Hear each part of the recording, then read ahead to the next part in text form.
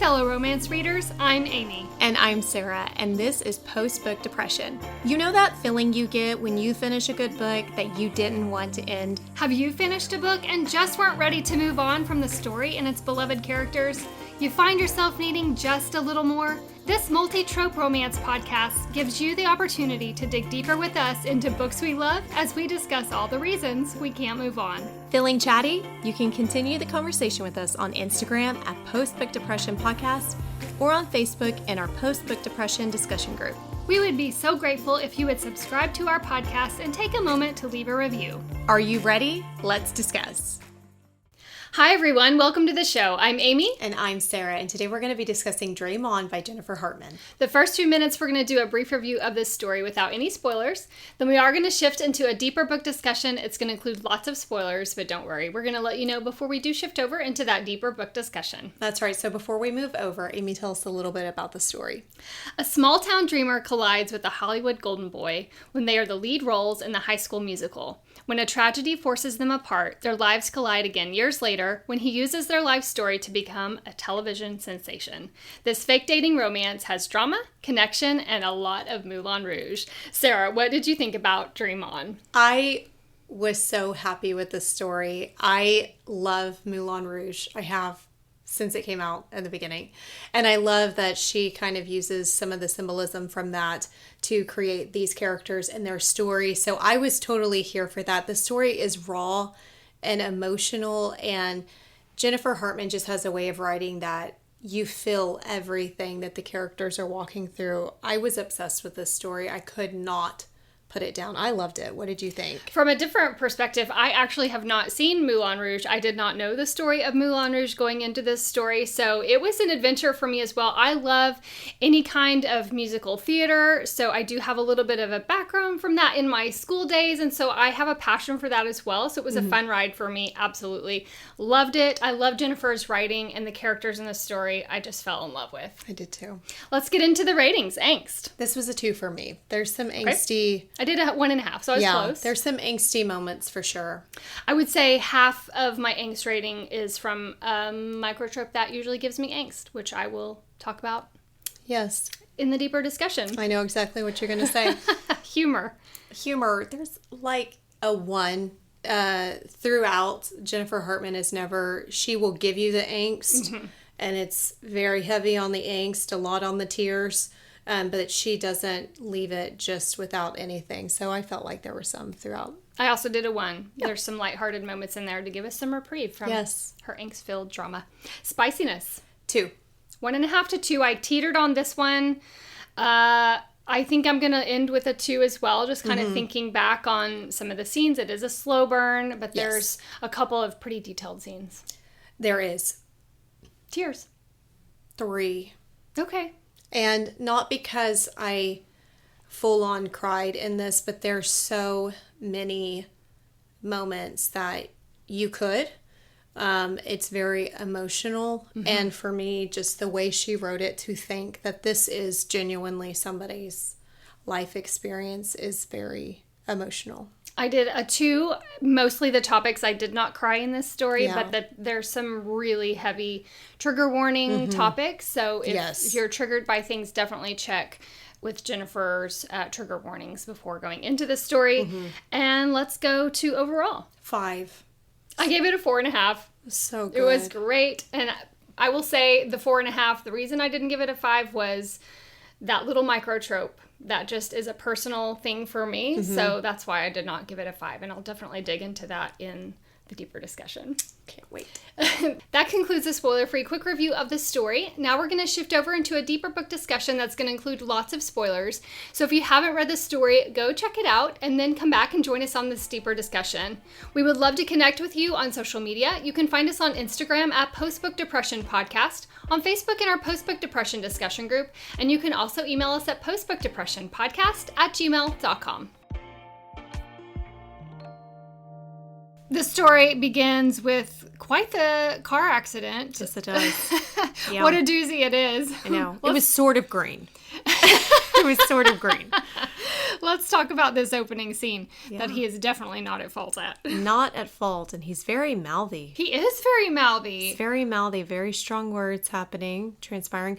I felt Stevie's sadness with her special coffee that she got because she doesn't treat herself very often, in addition to the disappointment of... It's sad because her parents have worked so hard to get her this car. They can't afford... It's a very old car, but new to her. It's right before she's starting school. It's a whole... You can tell there's a difference between their social status is pretty much established in this moment. And he's very much higher class. He's from Hollywood. He's a Hollywood golden very posh boy. Yes. And she's panicking because this is a new car for her, that her family, like you said, has saved up so much money. And her sweet treat coffee. And her sweet treat coffee that she rarely gets. Sad. Well, he is new to school, so lo and behold, she's going to run into him not too much further into life. He's a new boy. Everybody's drawn to him, his charisma, his social status. They're very interested in his life. Let's talk about him being new to the school. Well, he's definitely drawing the attention, like you said. People know him because he had a TV show when he was younger, and he's this famous guy. I think it's one of those things, the guys want to be him and the girls want to be with him. And so he has a lot of attention. I will say one of the things that I found very interesting during this is because Stevie's kind of standing back, observing all of this interaction, how people are flocking to him, is that he doesn't seem to relish in the attention. You're right. And that right at the beginning, we know that Lex is very uncomfortable with a lot of things, but you can definitely see it when people are always around him that he's not soaking it up. He doesn't. I think it's like he doesn't care for it, but people don't recognize that he doesn't care for it. Which is interesting that you point that out, because usually when you get a Hollywood golden boy, it's opposite. They're very cocky and conceited and arrogant. That's not Lex at all. He very much does not bask in that atmosphere. And in fact, he kind of shrivels into himself when he's thrown into that atmosphere, which I find interesting. They have, both of them, a love for theater. You mentioned that he has a history with a TV show that he's been on, so he definitely has the background in acting. That's where he came from in Hollywood. And Stevie has this passion for theater. I was a theater kid myself. Yeah, me too. I loved it. I had the best drama teacher and just love it so much. So this storyline, this portion of the storyline, I was here for. Yeah. And so they are getting ready to audition for Moulin Rouge, one of my favorites. I remember when I watched that movie and just being obsessed with it. I love it. I love the theater aspects of it. So they're getting ready to audition for this. Let's talk about each of their auditions, because it was quite an interesting process. You've got Lex on the one hand, who this is easy for him. He's a natural. He gets up there. He's got this history. And then you have Stevie, who definitely has a background and passion for it. But you've got the two different auditions and the perspectives that we get. Let's talk about this scene. Yeah, so this was interesting to me because, Lex gets up there, and then following him, this girl that's kind of the popular, she's not a mean girl, but she is the girl that beat out Stevie at the previous year for a play that she really wanted. Stevie is observing Lex during this girl's audition and taking notice that he's not even paying attention to her. And this is a girl that is constantly flocking to him, always touching him, which gave me total ick vibes because I just think it's so inappropriate to just touch people without, their permission. And she's kind of confused by that because he doesn't seem to care about this girl's audition, which is the complete opposite, because when Stevie gets up there, he is staring her down the whole time, just completely captivated. And she's a little bit confused by that, which I love because that she has something to her that he is drawn to, which, because it's that dual perspective, you can kind of already see that there's something about Stevie that Lex just gravitates towards. Yeah. I loved the audition scene. That was really... I love it too, but what kind of was an intriguing perspective for me was his reaction internally was different to his reaction to her when he's talking to her. Yeah. In fact, he uses the word to her. He tells her it was very underwhelming. What a diss and a disappointment. Yeah. But that she is underwhelming. Yes. That she looks underwhelming and the whole thing is underwhelming. And he immediately regrets saying it. So that was really interesting that he kind of has this front, Yeah. if you will, when he's around her and kind of trying to put on a little bit of a persona or trying to present something that's not really how he's feeling. Yeah, he definitely wants to reject the feelings that he is feeling towards her because they make him uncomfortable. I think that he's feeling things that he doesn't normally feel, and he doesn't understand why, and so it makes him uncomfortable. So, because he always has that instant, why did I say that? Or she'll have an expression where he can see her face just drops and he feels that guilt, but then he tries to tell himself, well, you don't need to feel guilty. Let's dig a little bit more into that in respect to Lex's life. I want to spend some time talking about his life. It's not a very good life. He doesn't have a good home life. Let's talk about his life, his relationship with his parents, and why he is where he is and how he's feeling. So Lex's life is very volatile. His dad is a big shot lawyer, and he is very abusive. One of the things that I thought was interesting in their dynamic is that typically when we get these abusive families, the child or the teenager is very quiet, very meek. They try to keep the peace. Passive, yeah. And he's not. He says what he's thinking, even if it's going to result in violence, which I'm kind of happy that he has that because he hasn't shriveled into himself, even though he knows that there's going to be consequences. His mom is just as awful. She comes from the acting background too, very much cares about what he does for a living and what his public image is. Perception of the social status is priority for her. Everything to her. She very much is trying to put his former agent on him of, we need to call Bianca, which is one of her best friends, but also who he has a very disturbing history with that we'll dig more into. So his home life is very dark, very angst-filled, and completely opposite of Stevie's life. So on the flip side, Stevie's family and home life is very comforting, uplifting, encouraging. They spend dinner every night together as a family. They lift each other up. It's a safe place. Yeah. A safe haven. So very opposite of Lex's life. I definitely opposite. One of the things I love about her home life that kind of shines a little bit of light is when she's prepping for her theater audition and her sister dressing up with her so with funny. the mustache scene. It's just so sweet.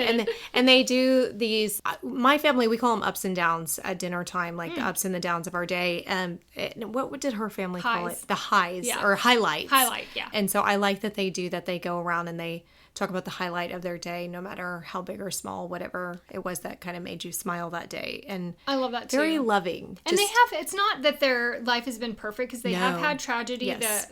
Her youngest brother died of SIDS. So there has been tragedy that's hit their life, but they still make the best of everything. They still have a very uplifting family, and her life is very encouraging.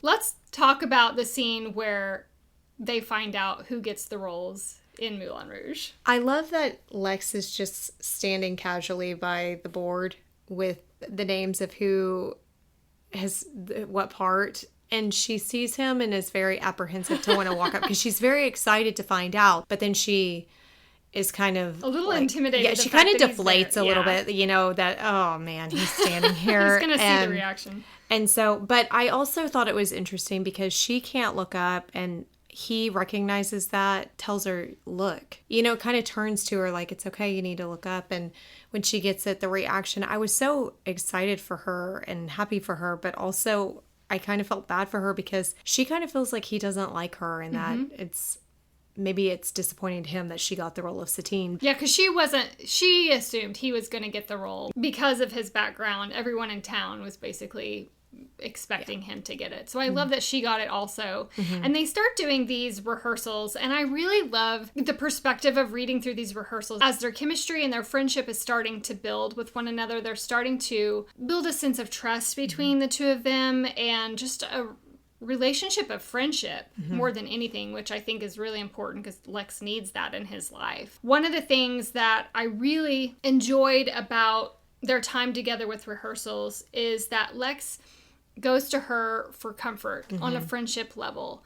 And I love the scene where he shows up at her house. He's just in his swim trunks and no shirt. He left after a disagreement with his mother and catches her off guard. Yeah. She's just out in the yard reading. So this is kind of the first time that he shows up at the house. But one of my most favorite scenes is when he can't sleep at night and he shows up and climbs up onto her roof with her, and they just kind of enjoy the outdoors, looking at the stars. And this becomes their safe place together when they can't sleep or when they just need comfort in one another. Let's talk about this connection.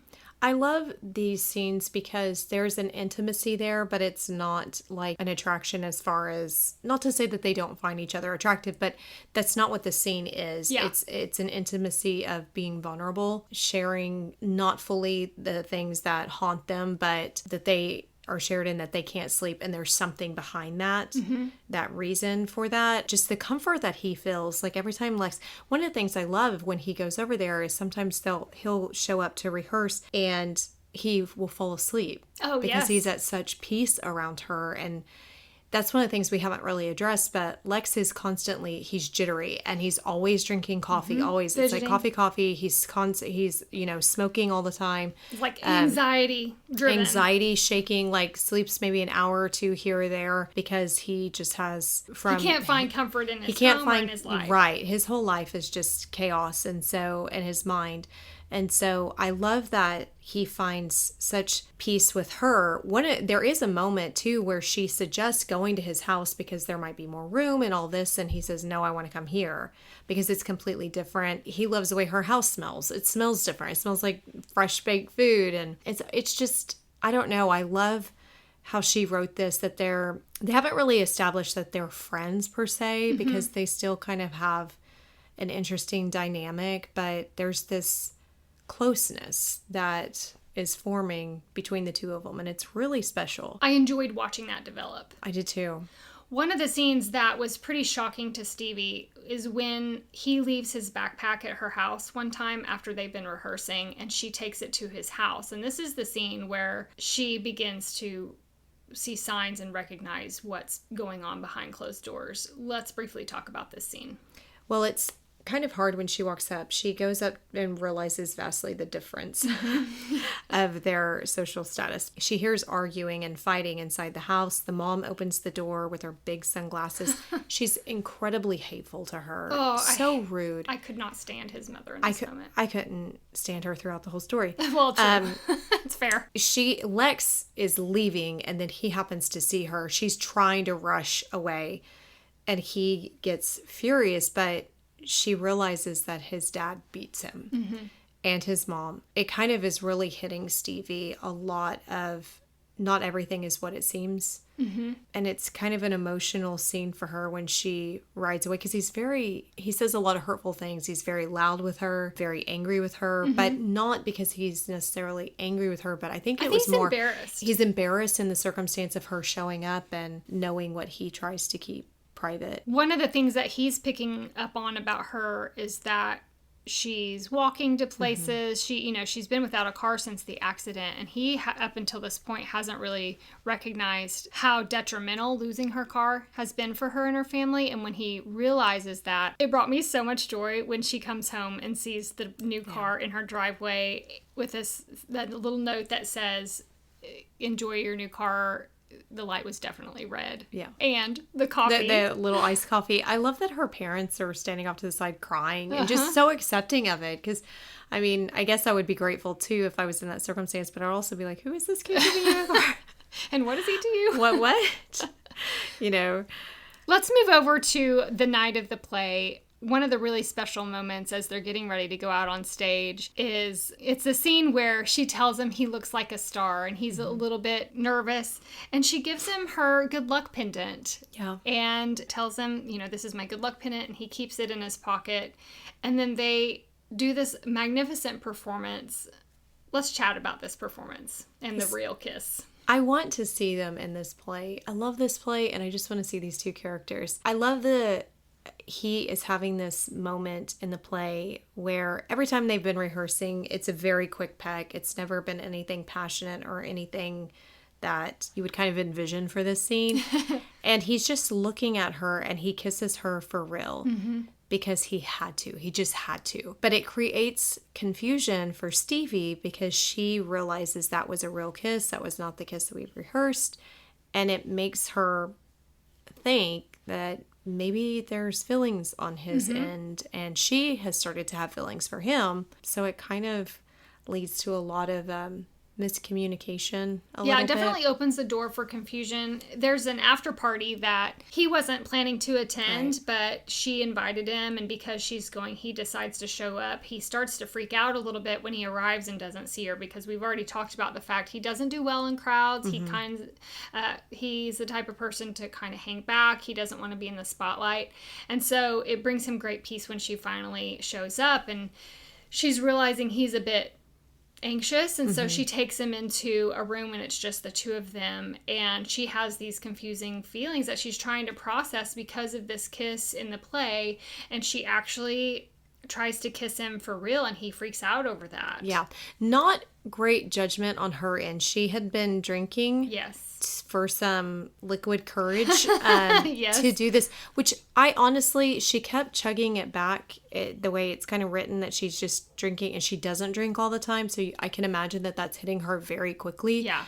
And I honestly, I was cringing for her behavior, because I thought, that's not wise. You don't kiss people when you've been drinking like that. And especially when you don't really know what they're feeling, it's better to have a sober conversation first. 100%. So I was embarrassed in this scene for her, but I also felt bad for the feelings of rejection because of the way he reacted. But I don't really blame him. Well, no. Especially knowing his background, too, Right. and where That's he's true. come from. She doesn't know that. Right. But his reaction makes sense to us as a reader, and I can imagine she's feeling very regretful and embarrassed when he jerks back and, what are you doing? Yeah. And so because of this awkwardness between the two, she just wants to leave. But because she's been drinking, she's going to walk home. He argues with her, fights against her about driving home. He ultimately decides he's going to drive her car home, but he hasn't been sleeping. And so he's trying in the car to get her to talk to him, to keep him focused on something, distracting him, and she's just so upset. She's not having it. She's not talking, and he ends up falling asleep, and they get into this pretty horrific accident. And when they come to, and he pulls her out of the car, and her leg is all kinds of twisted. Yeah. They end up in the hospital. Immediately when he wakes up in the hospital, his mother is there, and his only focus is to find Stevie. He wants to make sure that she's okay. He's really panicking about what had transpired. Rushes out, and it is Stevie's sister that brings him to the room and sees that Stevie's okay. It's around the same time that his father shows up with the police, and just this whole scene explodes. Yeah, and Stevie, seeing this and seeing the reaction of his dad, she recognizes this could be very bad for him, being in the abusive situation that he is in at home. So she lies. Friend, how did you feel when she spoke up and said that she was the one driving? I was frustrated. Well, I can't say that if I were in her shoes, I wouldn't want to do the same thing if I knew it was protecting somebody from abuse. But I felt like Lex was in a bit of a panic because he didn't feel it was justified. He didn't feel like he was worthy of that kind of protection. I feel like he struggles with self-worth a bit too. So I struggled with it. What about you? I struggled with it. I wanted him to fight back on that and not allow her to take the fall, just because in my mind, I sat there and I thought, given her family's situation, this is not going to go well for her. One, she's way injured, way more injured than he was. But two, they can't afford for this to go on her record. They can't afford for the medical bills. And the whole time I was thinking, I cannot believe she's made this decision. It's a big deal, because I had in my head, she's been drinking. This is not going to go well for her. Yes, the drinking did cross my mind as well. And I think, well, he's realizing this also. And so because his dad's a lawyer, he makes a deal with him. If he will work to keep it off of her record, none of which Stevie is made privy to. She doesn't know any of this. But he makes a deal with his dad that if he'll take care of it not going on her record, he will agree to walk out of her life and go back to Hollywood and live the life that his mother craves for him. Right. There's a 4-year time jump. Yep. Blech. I mean, it's understandable. They were young. They were in young. high school, so it needed to happen. Yes. But still, like, the way that it's done is the kind of fact like, that he didn't say goodbye to her and kind of left her without any kind of Here's closure. where the angst with this time jump came in for me, was all of the tabloid of him constantly having somebody else on his arm. That's where I'm like, I don't like that. Yeah, they really paint him as a playboy. Yes, they do. Stevie's life situation in the 4-year jump is drastically different. So she actually turned to one of her... Jameson, one of her theater mates. And he's very comforting in her time of need after Lex just up and leaves. And so they start dating. And here we are 4 years later, and she caught him cheating. Right. So their relationship is ending. Yes. After all this time. She's had multiple surgeries from the leg injury that she suffered from in the wreck, and her life is really kind of in a shambles. One of the bright spots in her life is that she's working in the piano bar with Mr. Hamlin, which I love know. Mr. Hamlin. Best theater teacher. Oh, he's such a good teacher, and I love just how invested he was. Me too. In her life. So a bright spot in her life is this job at the piano bar. Lex, on the flip side, he's taken their whole life story and turned it into a TV show of their life, come what may. Yes, love that. And he's changed the ending. He has. Oh, he made it a tragedy. He did. But we don't let me clarify. I love the song "Come What May," not necessarily that he wrote. Such a good song. Although I do like that he wrote it because it brings them together again. It does. It does. So he's back in Hollywood. I do like the way the author wrote this, in that we don't know how the story ends until the very end. We're kind of left hanging, wondering what happened, other than knowing it didn't get a happily ever after. She's kind of wondering how she's going to process this. Let's talk about Rudy, Lex's agent and friend. I love him. I love him too. I'm so happy that Jennifer wrote this character, because he's just such a... He's one of the ones that you think that's how people should be in Hollywood. Yes. He's just a good guy.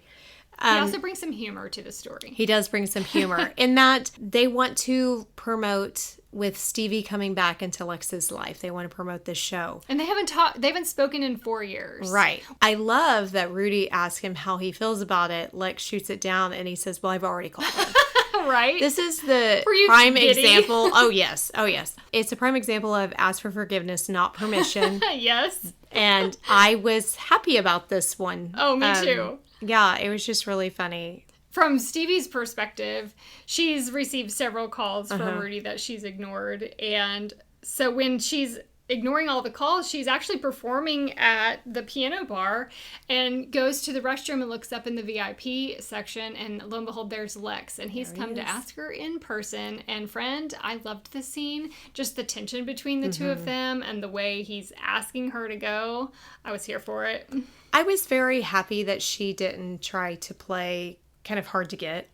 That's another thing I like about Jennifer, is that she's just very straightforward a lot of times with her characters, because you could have definitely had a push-pull with this, and she just thinks in her mind, this will be good. This is going to get my parents out of debt and all the things. So yeah, let's go promote this. Let's do this. They agree that she's going to be his date for one of the promotional pieces that they're going to go together to this event. While they're there, they get interviewed, and she throws down the gauntlet and tells the media that they were high school sweethearts and they're madly in love. I know. I love that. And he freaks out. He pulls her aside. He's freaking out, and he says, what have you done? You have committed us to not just one event, but months of, we've got to keep this charade up. You're going to have to move in. We're going to have to do all these things together. This is going to be a major commitment. And so this kind of opens and sets the scene for the fake dating trope. Did you see the fake dating trope coming? I didn't. Well, first of all, I didn't see any of this trope coming, because I thought this was a rock star romance for some reason. Me too. And I think I've been trying to figure out why I thought that. And I think I thought it from you. I think is how. Probably. I probably started that seed. And I think it came because I've seen some of Jennifer's reels and promo things when she was first promoting it coming out, and I kept seeing the starlights from the theater part, and in my mind they're on a rock stage. Stars, not Moulin Rouge. Yeah, why would I think theater background when the major trope out there is a rock star romance? So anytime they're on stage in any of her reels or the lights, I'm thinking rock star. In your defense, you had never seen Moulin Rouge. You're right. So if I had seen that, because I avoided it, I would have known it was Moulin Rouge. I would have recognized it, like, right out the gate. That's Moulin Rouge. Which she did post. She went to see that she Moulin went to see Rouge. it. I know. And that was another thing that I kept thinking, how does that tie in? Anyway, we both did not know going into this story. And so I did not know that this was going to have a fake dating because we just love Jennifer Hartmann. So we don't have to read the description. We just dive in. That's true. Sometimes thinking it's one thing and it's really not, which is just ridiculous. We're like, whatever, it's Jennifer. We'll love it. So they set up the scene. They make some rules. He's going to pay her to be there. They have to move in, or she has to move in together. And they're in public. They're basically going to be an item. One of the things that stresses me out about fake dating romance, especially when the characters, or at least one of the characters, has an acting background, is really it starts to turn into a gray area for me, because then are they falling for each other? Are their feelings real? Are they not? And then they're in this state of conflict, wondering if they're the only ones feeling this way, or are they acting? And that's very much the case here, because it's starting to turn into this gray line where, yes, they're doing a little bit of PDA and showing out in the public, but they're also kind of acting this way when they're on their own inside their home. Well, and there's a lot of confusion too, because when they have that photo shoot, oh yes, it's very intimate and sensual, and he is selling that. And when she looks at the pictures, it kind of blurs those lines, which I feel like in a fake dating trope, you already kind of question, are we being real or are we not? But like you said, with it being, he's an actor and she has the acting bug, how do they know? Yeah. You know, how do they know that the other person isn't just trying to sell it? Because he kind of knows too that she wants to get her foot in the door in Hollywood. He's tried to discourage that. So for him, too, I could see where, does she really feel this way, or is this just pretend? Yeah, so it's interesting that you say that. Let's transition over to that, because that has always been her dream, is to move to Hollywood and become an actor. And because of the accident and her leg injury, she's had to put that desire on hold. Well, one of the events that they attend together is a birthday party. For Rudy. Yes, for Rudy. We love Rudy. They have this kind of flirty banner. She's sitting on his lap, and you know, they've got the persona going. But in walks this producer, this well-known producer high up in Hollywood, and she is beside herself, because this is her opportunity to meet somebody with connections, to get in there. And so she goes over to meet him, and Lex very quickly shuts that down. He's trying to protect her because he knows the type of man he is, and wants to protect her from the expectations and getting hurt and used and abused in Hollywood, and rushes them out with no explanation. And she is livid about this. She's upset. She's not livid. She'll be livid later with the mother, but she's upset. She's upset, and he's trying to explain why he pulled her away from. She's thinking, in her perspective, you took away my shot. He's trying to sabotage her. Yes. He just wants Hollywood for himself, and she can't have a piece of it. And so this is the scene that Lex actually opens up about why he is so reserved from her doing this business and being around him. Let's talk about Bianca, and let's do it quickly because it's a sensitive subject. It's a sensitive subject. So Bianca was his agent his whole life. She was like a second mother, used to bake him cookies, read him stories, all these things, lots of trust. On his 17th birthday, on the day of, there is a party that has been thrown for him. She has been supplying him with drink after drink after drink, and they end up in a room alone together. She starts to kind of undress. She basically propositions him, makes him incredibly uncomfortable. She's taken back because he is not filling what she's laying out for him, and he rushes from the room. It's caused a lot of trauma for him emotionally, because she was a mother figure to him, and to know that she was seeking something completely different and dark and twisted from him, he's really struggled with that. And so he confides in Stevie about that, and that's a lot of why he can't sleep. It's not just the abuse of his dad, it's the memories and the nightmares that come along with that situation with Bianca. There's a lot of emotional trauma, like you mentioned, that he's having to work through. And so he opens up to her about this to explain. And one of the things that I do like about him is that he uses that opportunity to connect her with another producer that he really trusts and enjoys, and gives her an opportunity to audition for him. So he proves to her, I'm not trying to sabotage you. I just want to connect you with the right people. Right.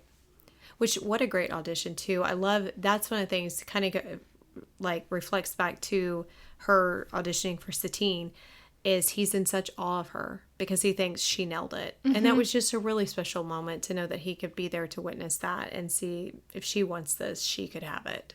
I love that too. Lex's mom is not a fan of their relationship or Stevie in general. And she sets up, this whole time in the last, since they've had the 4-year jump, in that whole 4 years, she's divorced from his father and has really kind of grown her relationship or closeness to Lex. They may not be close, but she stays in contact with him. And so she wants to set up a dinner between the three of them, basically to sabotage Stevie. Let's talk about this dinner scene because, what a doozy it was. It irritated me. First of all, she set her up with sushi. Which she hates. And she just didn't care. No. Yeah.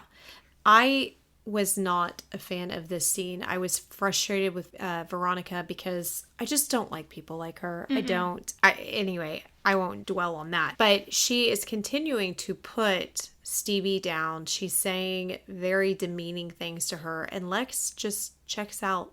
He doesn't say anything. Just sits quietly. Does not stand up for her. I was very frustrated with Lex in this moment. In a lot of scenes like this in other books, the hero is very quick to come to the defense of the female main character, and he did not. And this whole time I'm like, what are you doing? Come on, say something. Lex, speak up. Anything. Yeah. Stand up for Stevie. And he doesn't. And Stevie has her can full and says, we're out of here. Yeah. Let's go.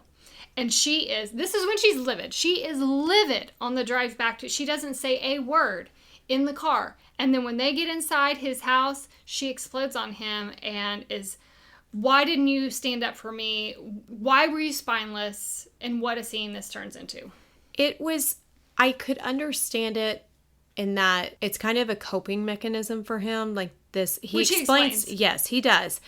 And I don't want to sit there and say, well, he's justified in reacting the way that he did because that's all he's ever done and he doesn't know any different. But at the same time, I just wanted him to behave differently for her. And I don't feel like it excuses his behavior and just not jumping to her defense. And so, I don't know. This scene was very angst-filled for me, just the fight that they have. And also the way that it turns. It turns into an intimate moment. A very intimate moment, which we have not addressed the fact that Were you surprised he was a virgin? Is that where you were going? Yes, I was going to say that, but I wasn't surprised. I wasn't surprised. I do feel like she tries to make you think that he's not because of all the girls on all the time. I didn't. Because he's so repulsed by people touching him.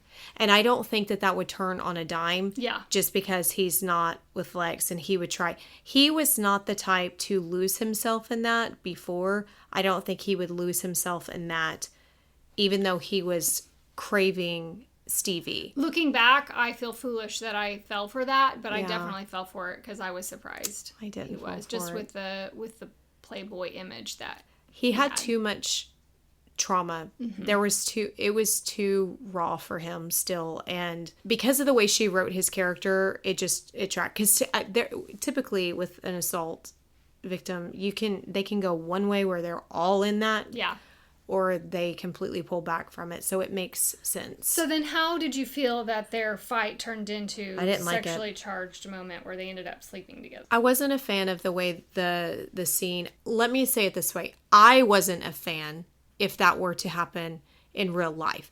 I think it's very plausible. Yes. I think that a lot of times intimacy can stem from an explosive argument and turn into something else. So I think that it's real. It makes sense.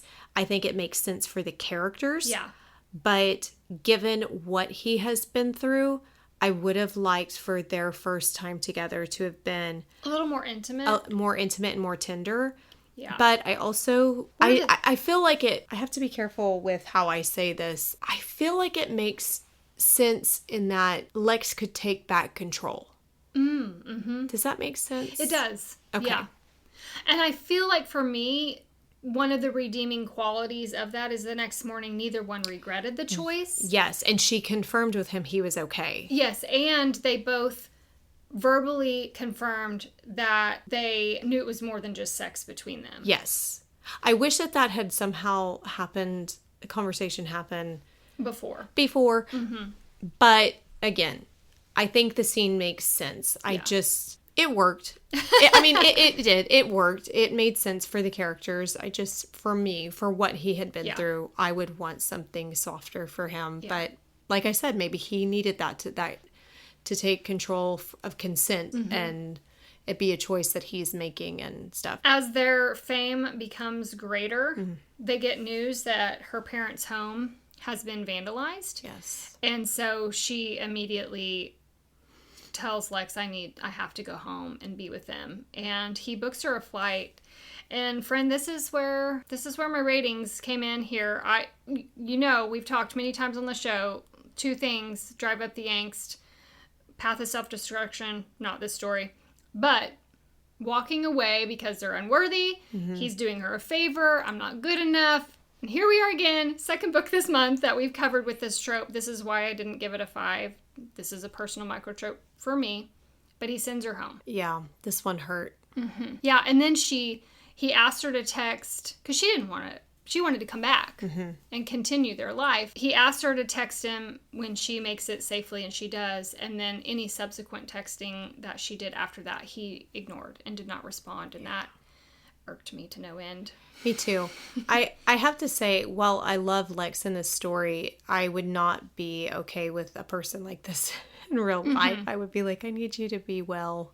Yeah. Like, go talk to somebody and feel better, because I just can't do the lack of communication, and I can't do I'm not willing to fight for this, because he wants her, but he's not willing to fight. Yeah. And that is hard to read. Let's quickly talk about Lex's mom knowing about the assault. I figured that out very early on. Did you? Did you? No, I did not. And I should have, because there was some foreshadowing that I did not pick up on. Looking back, I see the scenes where it was foreshadowing, but I did not pick up on that. I picked up on it really quick, and with Bianca being her best friend, being not just the fact that she was her best friend, the fact that she kept pushing her and that she could tell her son was okay. She kind of acted like one of those stage moms that, well, you're just having a little temper tantrum and we need to get back out there. Yeah. There was just a few key things that I suspected, because she very much wanted that life for him. She's all about appearances, very like that stereotypical mommy dearest. Yeah. And so that was heartbreaking for me that Lex did not realize that. And the way he finds out, though, is like Thanksgiving. First of all, I love Rudy. Oh, Rudy's the best. I love this scene that he cannot stand that Veronica is coming. And the little faces he makes behind her back to Lex made me laugh out loud when they are preparing Thanksgiving dinner together, and Lex comes up behind and Rudy is just basically kind of pulling it out of her that, like, wait, what? Yeah. When she's telling him. But when he addresses her, that she knew the betrayal that he feels and the anger and the rage, and I could not stand her excuse of, well, it's just, it's a give and take world. And I thought, that's your son. Yeah. That's your baby. And you knew this whole time. I was so proud of him that is like the final straw for him, that he's finally seeing his mom for truly, not that he couldn't, but that this is who she is, and I need to stop walking on eggshells and not speaking my mind. Like, we are done. Yeah. And I was proud of him for standing up in that moment. I was too. Let's move over to some of the final scenes here where he realizes, after he knows his mom has figured it out, he wants nothing but to be with Stevie. And so let's talk about his surprise. I started suspecting something was awry when she goes home for Thanksgiving, and The family conveniently has plans with the neighbor. The piano is downstairs. Yeah. As a pianist, I'm like, it would lose its tune and just different things like that. They started picking up on. There he is in the living room. I love that she's up in her room and he starts playing. Oh, yes. And then she says, I thought you couldn't play. He said, I can't play well. That scene made me so happy. I love that he comes back for her and that they kind of just work through all of this. And I love that he also recognizes that he can still be a part of the creating stories world. He just doesn't have to be telling, acting. He can write them. He doesn't have to be the one performing them. And they end up together. But what's so great is I love the scene where they go to the Emmys. Oh, yes. Because they're going to be together. Yes. And they go to the Emmy. Friend, his speech. I loved his speech. When he wins for Come What May, and then he's getting ready to step away and comes back and says, I'd like to thank Veronica, Bianca, and whatever that guy's name is, that producer guy, for showing me the true nature of Hollywood and stuff. And when he says Hollywood do better, which first of all, the way that relates to real life. Yes. So profound. But I love that he accepts his speech for their story. And then he wants to go to Illinois with her. Yes. And she's not going to. We have to say, she turned down getting that audition. Yes. She got it and she turned it down. She's going to have the piano bar. I love the way that their life shifted for them. Me too. And we finally get the view of the end of the story, like the way he wrote the story. The way he wrote it. Okay, so I almost, there towards the end of the story, I was, the scene in the park, I had a moment where I was thinking, this is coming out of left field. What is happening here? Yeah. We're at the end of the story. This is silly. What is happening? I thought it was going to be the first time she did not give us a happily ever after. And I thought she was going to mirror Moulin Rouge. Okay, well, see, I hadn't seen that, so I didn't know that was... Spoiler alert. And I thought, because in this, I have to say, I love the way that she made these worlds parallel, because Lex is Satine. And there is a quote, this is one of the things with his mom, How I Knew Friend. There's a quote in Moulin Rouge where Satine says to her handler guy, you made me believe I was only worth what somebody would pay for me. Oh. That is Lex and Veronica. That is Lex and his mom. Mm-hmm. And so... Anyway, when it gets to the way he wrote the show, I thought it was happening for real, and I was freaking out because I'm like, we're at 90-something%. What is happening? I was not okay because that was why Moulin Rouge was so devastating to me. Ewan McGregor, oh, that scene. Okay, anyway, you haven't seen it. You're not interested. Moving on. So yeah, it was nice that was his version, but I love that their life turns into the one that she found. Yes. The farm, the cow.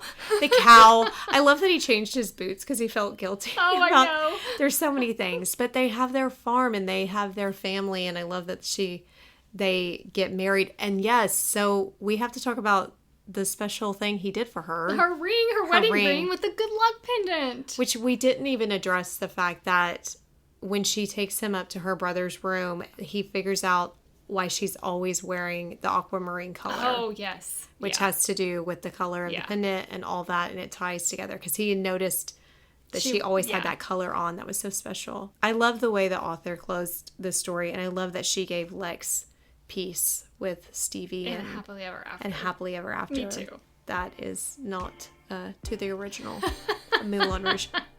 So that wraps up our discussion of Dream On. We hope you enjoyed it and want to continue the conversation with us. You can hit us up on Instagram at Postbook Depression Podcast or on our Facebook at Postbook Depression Discussion Group. You can also email us at postbookdepressionpodcast@gmail.com. Until next time, keep reading.